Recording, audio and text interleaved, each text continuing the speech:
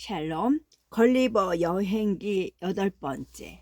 나는 이런 생각이 너무나 뻔한 것이라고 고백하는 바이다. 하지만 혹시 독자들이 이 거대한 사람들이 기형이 아닐까 생각할지 몰라서 이렇게 소인과 비교해 본 것이다. 이 거인들에게 공정을 기하기 위하여 그들의 용모가 아름다운 족속이라는 것을 말해야겠다. 특히 내 주인은 일개 농부에 불과하지만 약 20m의 높이에서 그를 자세히 살펴보니 아주 균형 잡힌 용모의 소유자였다. 점심 식사가 끝나자 주인은 밖으로 나아가 일꾼들과 합류했다. 그러나 그의 목소리와 몸짓으로 보아 아내에게 나를 잘 보살피라고 각별히 당부하는 것 같았다. 나는 너무 피곤하여 잠을 자고 싶었다. 여주인은 그것을 눈치채고 나를 그녀의 침대 위에 눕힌 후에 깨끗하고 하얀 손수건으로 덮어주었다. 그 손수건은 군함의 중간 돛대의 돛보다 더 크고 거칠었다.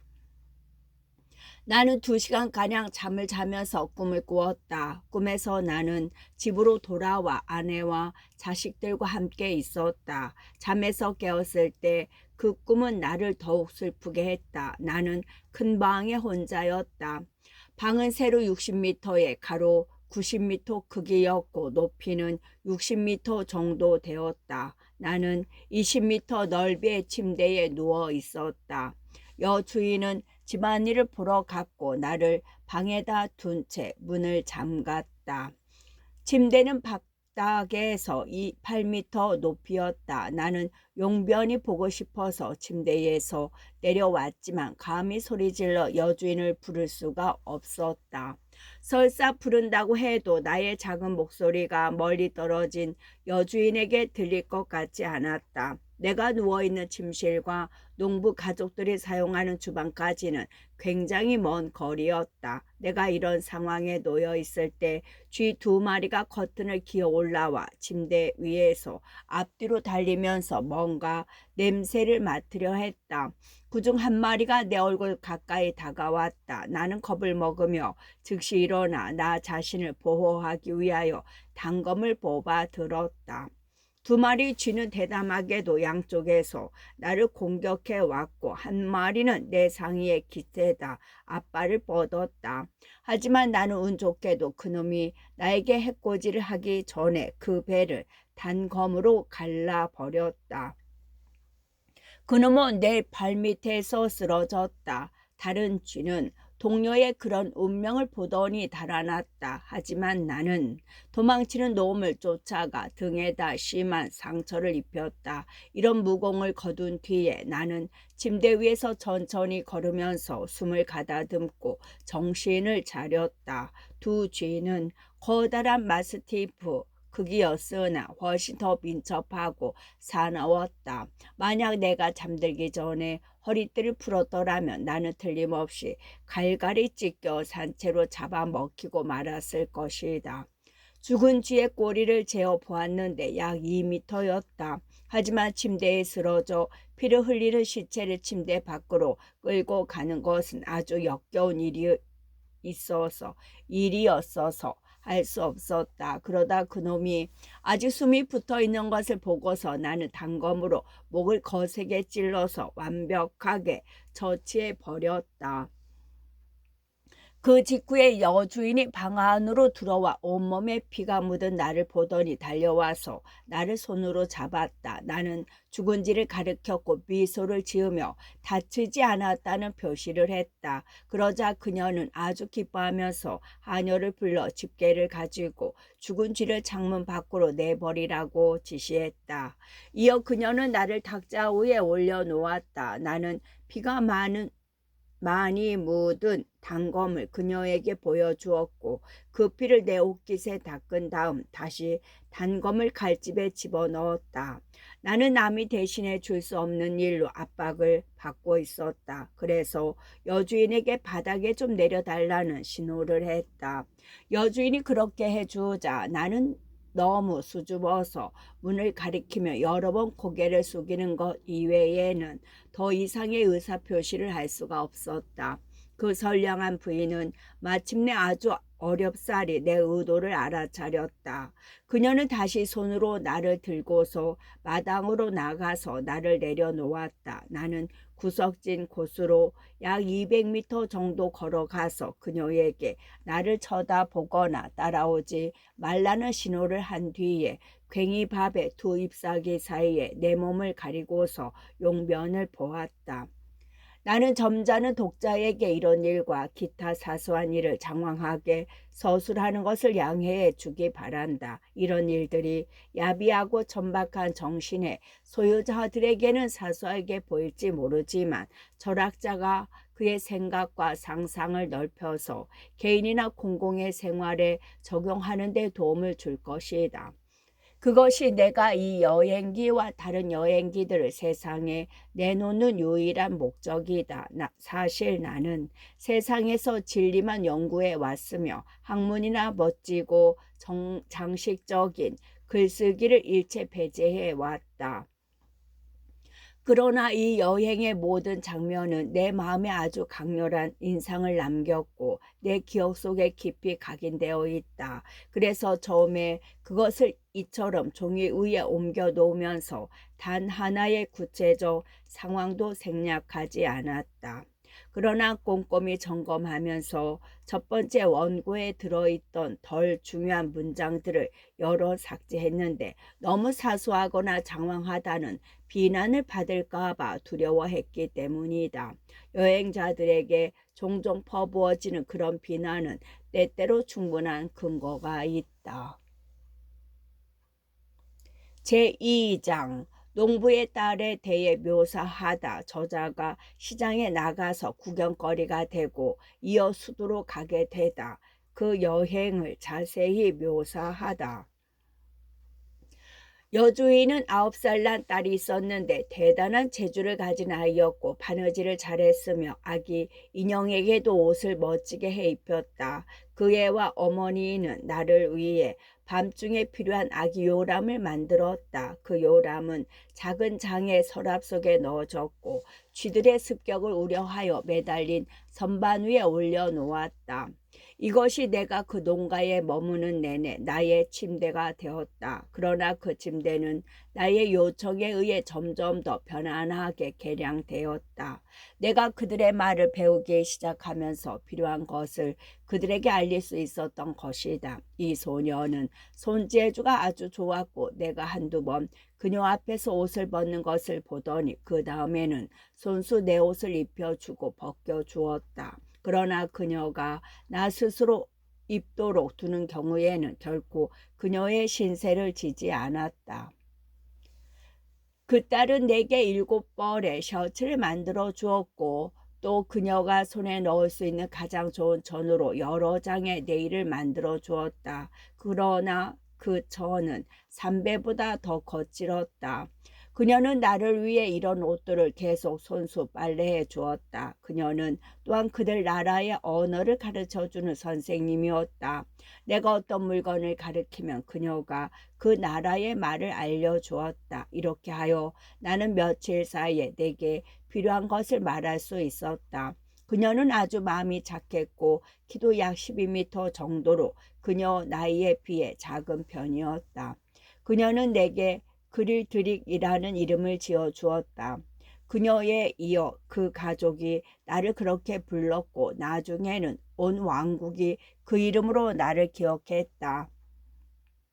이 말은 라틴어로는 나둔쿨루스, 이탈리아로는 호문첼레티노, 영어로는 마네킹이라는 뜻이었다. 나는 주로 그녀 덕분에 그 나라에서 내 목숨을 부지할 수 있었다. 나는 그녀를 글룸탈 클리치라고 불렀는데 어린 유모라는 뜻이다. 그녀가 나에게 보여준 애정과 배려에 대하여 아주 고맙게 지야하지 않는다면 나는 아주 배은망덕한 사람이 되고 말리라.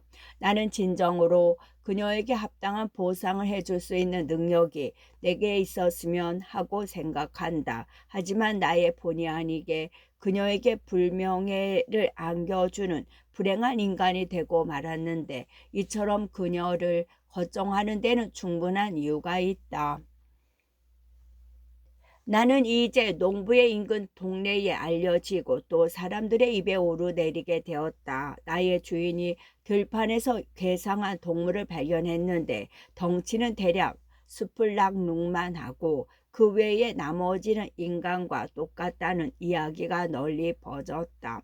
그 동물은 인간의 모든 동작을 흉내낼 줄 알고 자신만의 언어로 말을 하며 이미 우리나라의 단어들을 몇 마디 배웠다. 또 두 다리로 우뚝 설 수 있으며 온순하고 부드럽고 오라고 부르면 오고 시키는 일은 뭐든지 하며 세상에서 가장 멋진 사지를 갖고 있고 3살 난 귀족딸보다 더 아름다운 피부를 갖고 있다라는 이야기였다. 인근에 사는 또 다른 농부는 내 주인의 각별한 친구였는데 그 소문의 진상을 알아보기 위해 일부러 농가를 방문했다. 나는 즉각 불려나가 탁자 위에 놓여졌다. 나는 거기서 시키는 대로 걷는 동작을 해보였고 단검을 뽑아들고 머리 위에 지켜들며 주인의 손님에게 경의를 표시하고서 그들 나라 말로 잘 지내고 있느냐고 물었고 농가를 찾아온 걸 환영한다고 말했다. 이 모든 것은 어린 유모가 시킨 그대로 한 것이었다. 방문객은 나이가 들어서 눈이 잘 안 보였고 그래서 나를 더 잘 보기 위해 안경을 썼는데 나는 커다랗게 웃지 않을 수 없었다. 그의 두 눈은 창문에 비치는 커다란 보름달처럼 보였기 때문이다. 내가 즐거워하는 이유를 알아낸 우리 가족은 덩달아 함께 웃었다. 그러자 그 늙은 농부는 한심하게도 화를 내며 표정이 일그러졌다. 그 농부는 아주 심술궂은 성격의 소유자였다. 내게는 아주 불행한 일인데 그는 내 주인에게 사악한 제안을 함으로써 그런 성격을 유감없이 발휘했다. 근처 읍의 장날에 나를 데리고 나가서 사람들에게 나를 구경시켜주면 어떻겠냐고 말했던 것이다. 읍은 우리 농가에서 약 35km 떨어져 있었고 말을 타고 가면 반시간 거리였다. 나는 주인과 친구가 오랫동안 낮은 목소리로 속삭이며 때때로 나를 가리키는 광경을 보면서 뭔가 음모가 꾸며지고 있음을 알았다. 나의 공포심 때문인지 나는 그들이 하는 말을 일부 엿듣고 또 알아들었다고 생각했다. 그러나 그 다음날 나의 어린 유모 글룸달 글리치가 그 일의 전말을 내게 알려주었다. 그녀는 영리하게도 어머니로부터 정보를 빼냈다. 그 불쌍한 소녀는 나를 가슴 위에 올려놓고서 수치와 슬픔으로 눈물을 쏟아냈다.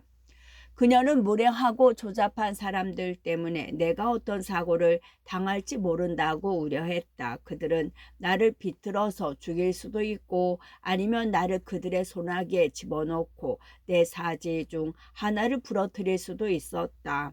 그녀는 내가 아주 성격이 겸손하고 또 명예를 소중히 여기는 사람임을 안다고 말했다. 돈 때문에 가장 저급한 사람들에게 내가 구경거리로 내돌려지게 되었으니 내가 그걸 아주 지옥스럽게 여길 것이라고 생각했다. 그녀는 엄마와 아빠가 그릴 들이기 온전히 그녀의 것이라고 약속했는데 이제 지난해 했던 일과 똑같은 일을 하려 한다고 말했다. 부모는 그녀에게 어린 양을 건네줄 것처럼 했지만 그 양이 통통하게 살이 오르자마자 부족간에 팔아주었던 것이다. 나 자신의 입장을 말해보자면 나는 어린 유모처럼 그렇게 걱정이 되지 않았다. 나는 언제나 가슴 깊숙이 하나의 강력한 희망을 품고 있었는데 언젠가 내가 자유를 되찾게 되리라는 것이었다. 내가 괴물 취급을 당하며 사람들의 구경거리 되는 지옥에 대해서 나는 우선 나 자신을 낯선 나라에 완벽한 이방인이라고 생각했다. 만약 내가 영국으로 다시 돌아간다면 이런 불행을 당한 것을 가지고 누가 나를 비난하는 일은 없으리라고 보았다. 왜냐하면 대영 제국의 왕이라고 해도 그가 나와 똑같은 상황에 놓였다면 똑같은 어려움을 겪었을 것이기 때문이다. 나의 주인은 친구의 조언에 따라서 그 다음 장날에 나를 네모난 상자에 넣어서 인근 읍으로 데리고 갔다. 그는 그의 딸 굴름달 굴리치를 말 뒤 안장에 함께 태웠다. 그 상자는 사면이 꽉 막혀 있었고 내가 드나들 수 있는 작은 문이 달렸으며 공기가 유입될 수 있는 약간의 작은 구멍이 뚫려 있었다. 소녀는 어린아이용 침대의 이불을 그 안에 조심스럽게 넣어서 내가 그 위에 들어놓을 수 있게 했다. 여행은 불과 반 시간이었으나 나는 상자 안에서 심하게 흔들려 아주 불편했다. 말이 한 번 발걸음을 뗄 때마다 약 12m 보폭으로 빠르게 달렸기 때문이다. 그 요동치는 상태는 바다에서 큰 풍랑을 만난 배가 솟구쳤다 가라앉는 것과 비슷했으나 그 부침의 빈도가 더욱 잦았다. 그 여행길은 런던에서 세인트 올번스까지 가는 길보다 약간 더 멀었다. 나의 주인은 한 단골 여관에서 내렸다. 그는 여관 지배인과 잠시 이야기를 나누면서 필요한 사전 준비를 하고서 구르투루드 즉 호객꾼을 고용했다. 호객꾼은 마을 전체를 돌아다니면서 괴상한 동물을 초록색 독수리 간판을 내건 여관에서 전시하니 많이들 와서 구경하라고 소리쳤다. 그 신기한 동물은 숲을 낙루 비슷하게 생겼으나 아주 멋진 몸매를 가진 그 나라의 동물로 길이가 약 1.8m이다. 비슷하게 생겼으나 그 위외에는 인간과 똑같이 생겼고 여러 말을 할 줄 알며 100가지의 흥미로운 재주를 선보인다며 호객 행위를 했다. 나는 여관의 가장 큰 방에 탁자 위에 올려졌는데 그 방의 크기는 사방 100m는 되짐해 보였다. 나는 어린 유모는 나를 보살피고 또 여러 가지 지시를 내리기 위해 탁자 옆에 기나진 의자에 앉았다. 나의 주인은 사람이 붐비는 것을 피하기 위하여 한 번에 30명의 구경꾼만 받았다. 나는 소녀가 명령한 대로 탁자 주위를 걸어 다녔다. 그녀는 내가 그 나라 말을 이해할 수 있는 범위 내에서 여러 가지 질문을 했다. 나는 최대한 큰 목소리로 대답을 했다. 나는 여러 번 구경꾼 쪽으로 몸을 돌리면서 공손하게 허리를 숙여 인사를 했고 이렇게 오신 것을 환영한다면서 유모가 가르쳐준 말을 몇 마디 했다. 나는 굴름 다쿨르치가 컵으로 사용하라고 준 술이 채워진 골물을 높이 저들고 구경꾼들의 건강을 빌며 쭉 마셨다. 또 단검을 뽑아들고 영국에서 검사가 하는 방식대로 칼을 공중에 휘둘렀다. 유모는 내게 볏짚 조각을 건네주었고 나는 그것을 창으로 삼아 어릴 적에 배운 대로 공중에 휘두르며 장검수를 시범 보였다. 나는 그날 12회의 공연을 했고 종종 같은 재주를 여러 번 되풀이해야 했다. 마침내 나는 피로와 분노로 거의 초주검이 되었다. 이미 나를 본 사람들은 내가 아주 놀랍다는 소문을 퍼뜨렸고 구경꾼들은 공연장 안으로 들어오기 위해 문을 깨부실 기세였다. 나의 주인은 그 자신의 이익을 보호하기 위하여 어린 유모 이외에는 아무도 나를 만지지 못하게 했다. 그리고 사전의 위험을 방지하기 위하여 탁자 주위의 긴 의자들을 멀찍한 거리에 둘러놓아 구경꾼들이 전혀 내게 손을 내밀 수 없게 해 놓았다. 그러나 어떤 짓궂은 학동이 내 머리를 향하여 개암나무 열매를 던졌는데 아슬아슬하게 빗나갔다. 아주 엄청난 힘으로 날아왔는데 만약 정통으로 맞았더라면 틀림없이 내 머리는 박살이 나고 말았을 것이다.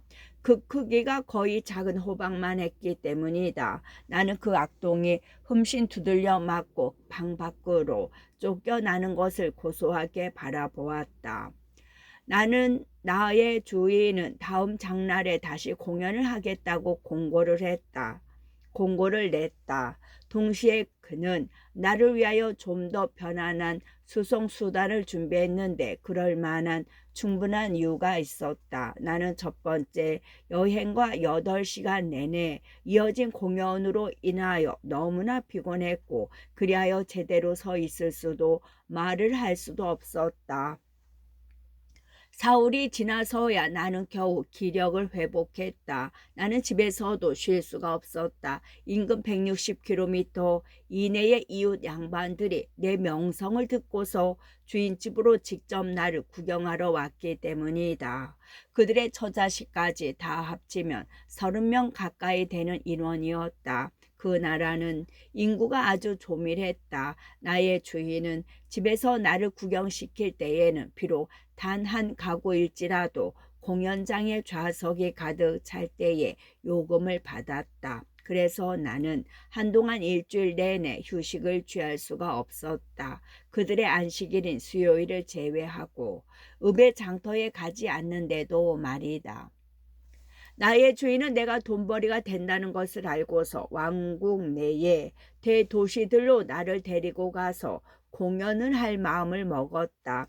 그는 장기 여행에 대비하여 필요한 준비를 하고서 집안일을 그에 맞추어 다 정리해 놓았다.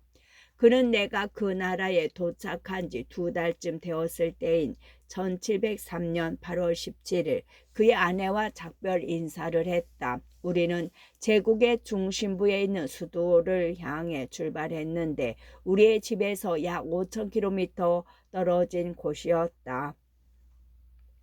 주인은 그의 딸 굴룸탈쿨루치를 뒤 안장에 태웠다. 그녀는 나를 상자 안에 넣어서 자신의 허리에 묶었고 다시 그것을 무릎 위에 조심스럽게 올려놓았다.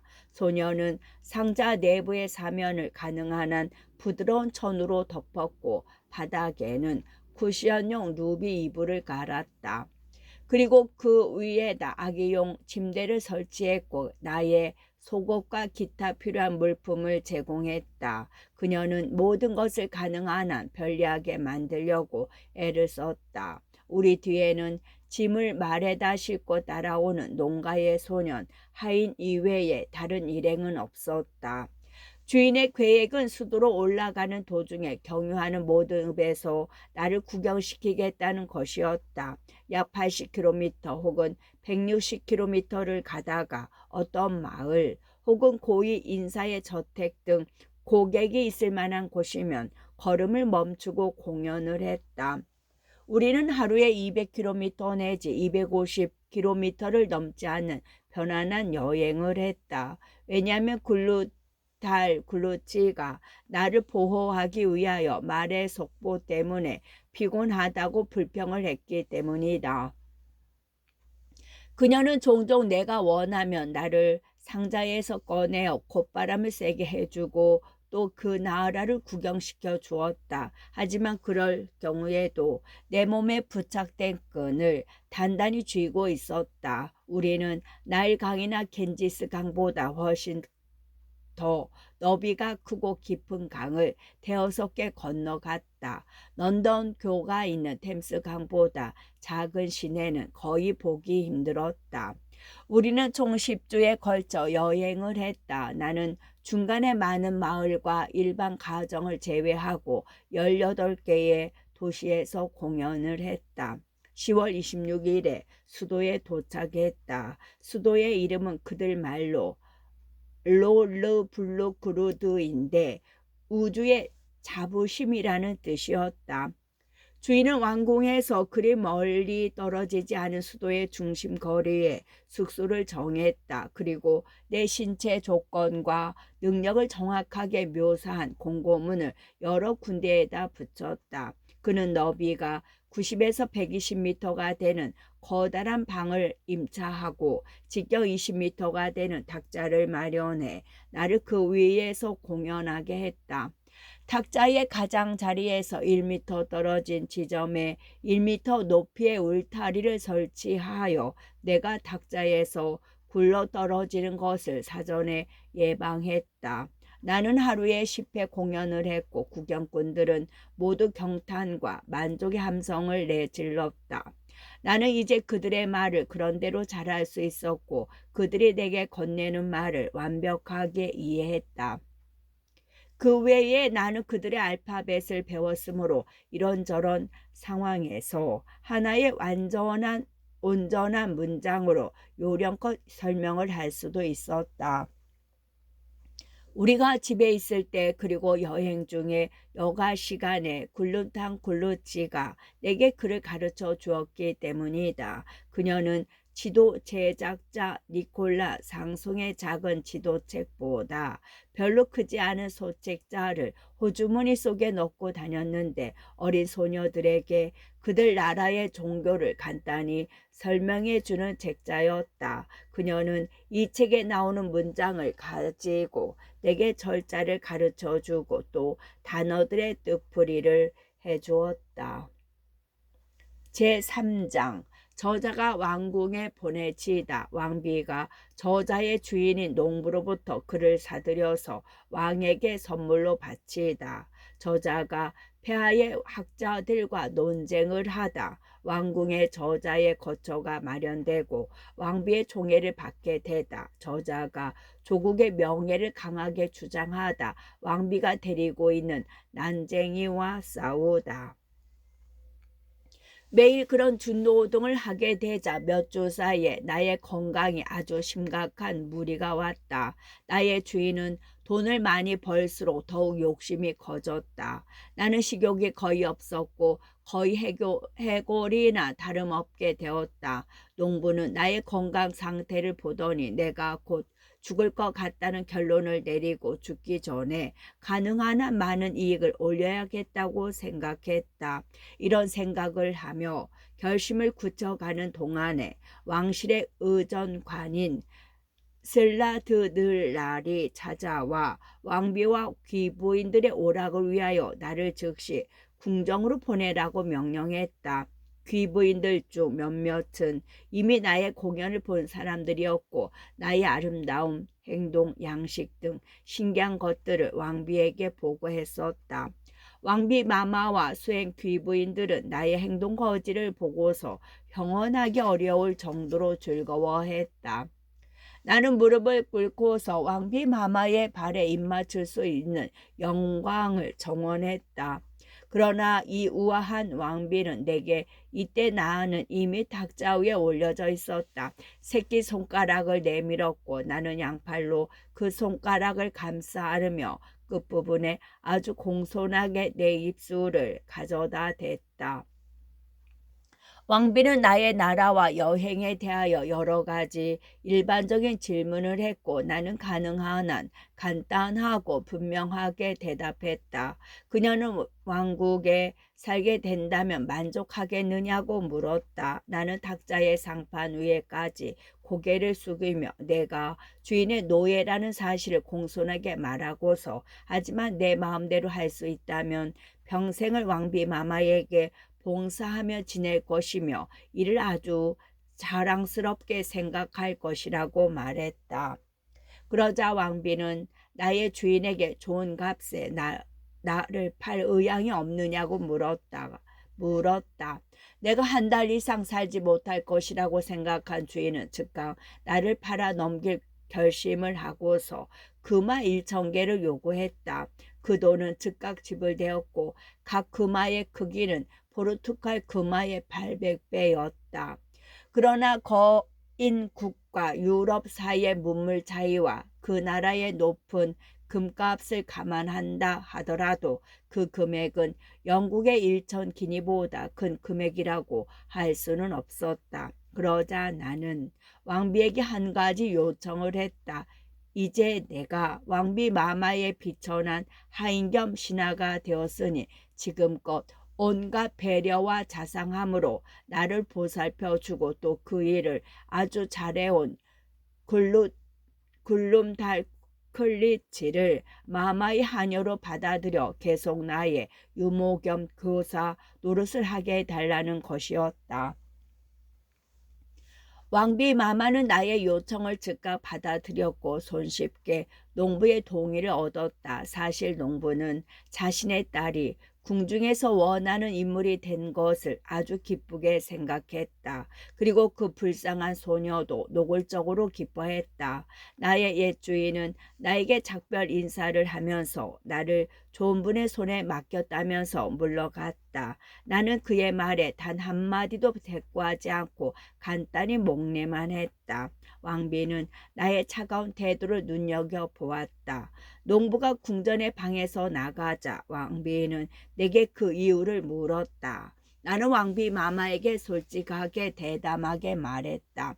나는 옛 주인에게 아무런 신세도 진 게 없습니다. 그가 들판에서 나를 발견했을 때 불쌍하고 힘없는 사람을 땅바닥에 내팽겨쳐서 죽이지 않는 것 이외의 말입니다. 그 신세는 그가 왕국의 절반을 돌며 나를 공연시켜 올린 수입과 나를 팔아넘긴 대금으로 이미 다 갚았습니다.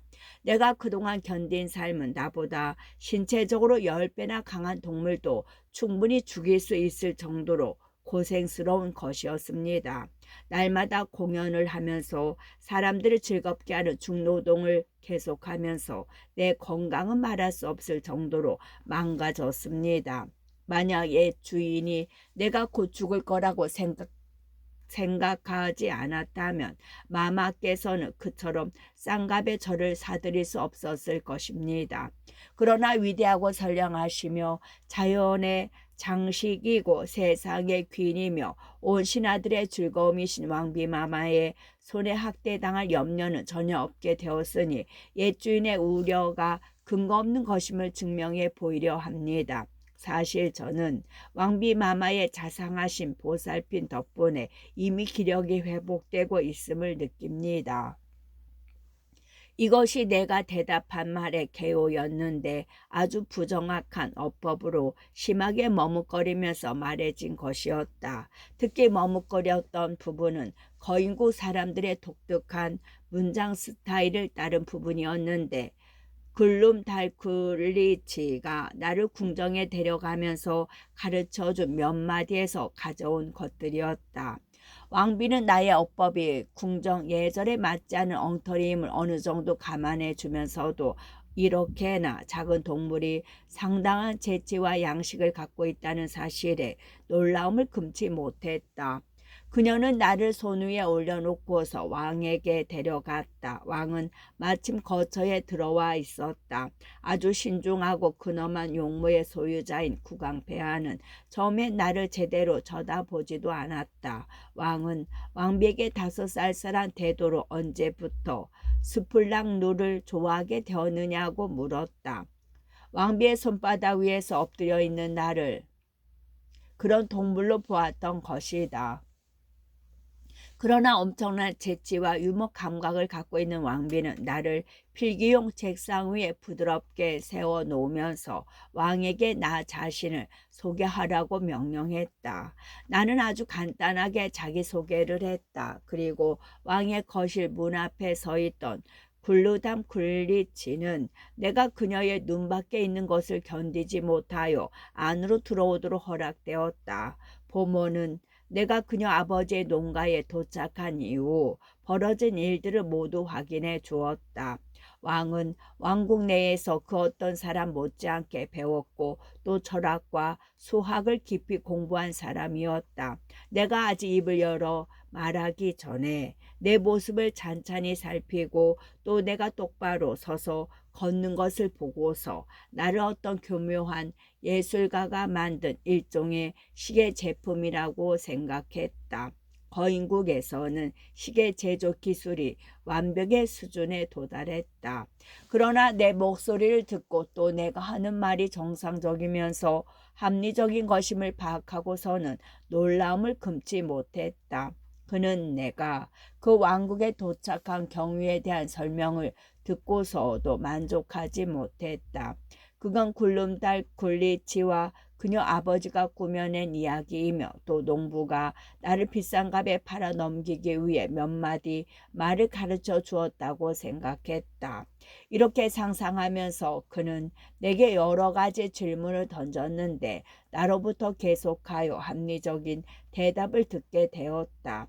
단 외국어 억양이 들어가 있고 거인국 언어에 대한 지식이 좀 불완전한다는 것이 흠이었다. 게다가 내가 농부의 집에 있을 때 배운 농촌 어투 또한 궁정의 우아한 어법과는 맞지 않았다. 국왕폐하는 그때 그 나라의 관습에 따라 주간 당번을 맡아 궁전에 입시에 있던 3명의 대학자들을 오라고 불렀다. 이 학자들은 내 신체를 세밀히 검토하더니 나에 대하여 서로 다른 의견을 내놓았다. 그들은 내가 자연의 정상적인 법칙에 따라 태어난 존재는 아니라는 사실에 의견 일치를 보았다. 내게 생명을 보존하는 능력, 즉 민첩한 태도, 나무에 올라가거나 땅을 파는 능력 등이 결핍되어 있기 때문이었다. 그들은 내 이빨을 아주 정밀하게 살펴보더니 내가 육식 동물이라고 진단했다. 그렇지만 대부분의 네발 동물들이 충분히 나를 제압할 것이고 들쥐와 기타 동물은 너무나 민첩한데 내가 무엇을 식량으로 삼는지 의아해했다. 내가 달팽이나 기타 벌레를 먹고 살지 않는다면 말이다. 하지만 학자들은 아주 유식한 논증을 통하여 내가 그렇게 할 수 없다는 의견을 개진했다. 그러자 그들 중 한 사람이 내가 태아 혹은 유산된 존재일지 모른다고 생각하는 것 같았다. 하지만 이 의견은 다른 두 학자들에 의해 거부되었다. 나의 사지가 그것 자체로 완벽한 완제품이라는 것이다. 그리고 나의 턱수염을 보아 알 수 있듯이 내가 이미 여러 해를 살아왔다는 것이었다.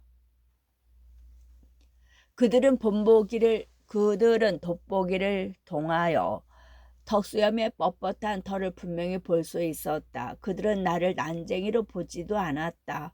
나의 왜소한 신체와 비교할 대상이 없었기 때문이다. 왕비마마가 총애하는 난쟁이는 왕국에서 가장 키가 작은 존재인데 그도 큰 9미터나 되었다. 많은 토론 끝에 그들이 만장일치로 내린 결론은 내가 다만 네플름스칼카트, 즉 글자대로 번역하면 루스스 나투라이, 자연의 장난에 지나지 않는다는 것이었다. 이러한 결론은 실로 유럽의 근대 학문과 일치한다. 근대 유럽의 학자들은 신비한 원인이란 낡아 빠진 도피 수단을 멸시하는데 이것은 아리스토텔레스의 추종자들이 그들의 무식을 위장하기 위해 헛되이 고안해낸 것이었다. 그 대신 근대의 학자들은 놀라운 해결책, 즉 자연의 장난을 발명해냈다. 바로 이것이 인간 지식의 증진에 이루 말할 수 없는 공헌을 했다. 이런 결정적인 결론이 내려진 후 나는 한두 마디 대답을 하게 해달라고 요청했다. 나는 왕을 상대로 이런 말을 했다. 나는 나만한 신체 조건을 가진 남녀 수백만 명이 살고 있는 나라에서 왔습니다. 그 나라에서는 동물, 나무, 집들도 나의 신체 조건에 비례하는 덩치를 갖고 있습니다. 그래서 나는 거인국 사람들이 여기에서 그 자신들을 부지할 수 있는 것과 마찬가지로 나 자신을 부지할 수 있습니다. 나는 이것을 새 학자의 논증에 대한 답변으로 삼고 싶습니다. 끝.